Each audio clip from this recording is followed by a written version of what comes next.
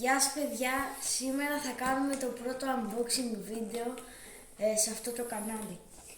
Πήγα και 100 subscribers για όσους δεν το ξέρουν. Επίσης άμα είσαι καινούριος σε αυτό το κανάλι κάνε μου subscribe, άμα θέλεις βέβαια. Και σήμερα, όχι σήμερα, πριν κάτι μέρες μου ήρθε σαν ένα δέμα να το πω από το My Helmets, όπου είναι κράνη για το μηχανάκι. Δεν έχω εγώ μηχανάκι, έχει ο πατέρας. Και θα το ανοίξω τώρα.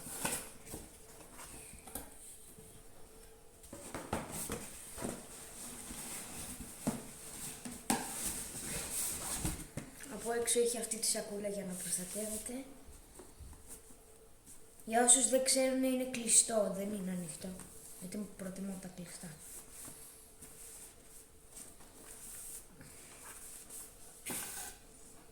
Και είναι αυτό εδώ το κράνος. Εδώ πέρα να ξέρετε θα είναι λίγο στενό για να φορέσει το κεφάλι εδώ πέρα. Αλλά εντάξει μπορώ να το βάλω. Εδώ πέρα αυτό μπαίνει εδώ πέρα για να σε προστατεύει όσο το έχεις μέσα.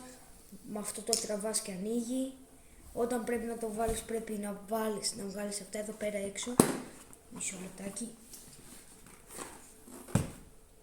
Το βάζεις και το βάζεις έτσι. Και έχει εδώ πέρα για να μπαίνει αέρας ή όχι. Αυτό εδώ πέρα και εδώ πέρα. Αυτό είναι για να ανοίγει το τζαμάκι. Και αυτό είναι το από μέσα. Το σχέδιο είναι αυτό που είναι πολύ ωραίο. Γράφει και αυτά τα πράγματα από πίσω. Γράφει και εδώ ένα πράγμα και γράφει και εδώ πέρα πάνω. Ήταν σύντομο βίντεο, απλά θα το μοιραστώ μαζί σας. Γεια σας, τα λέμε σε επόμενο.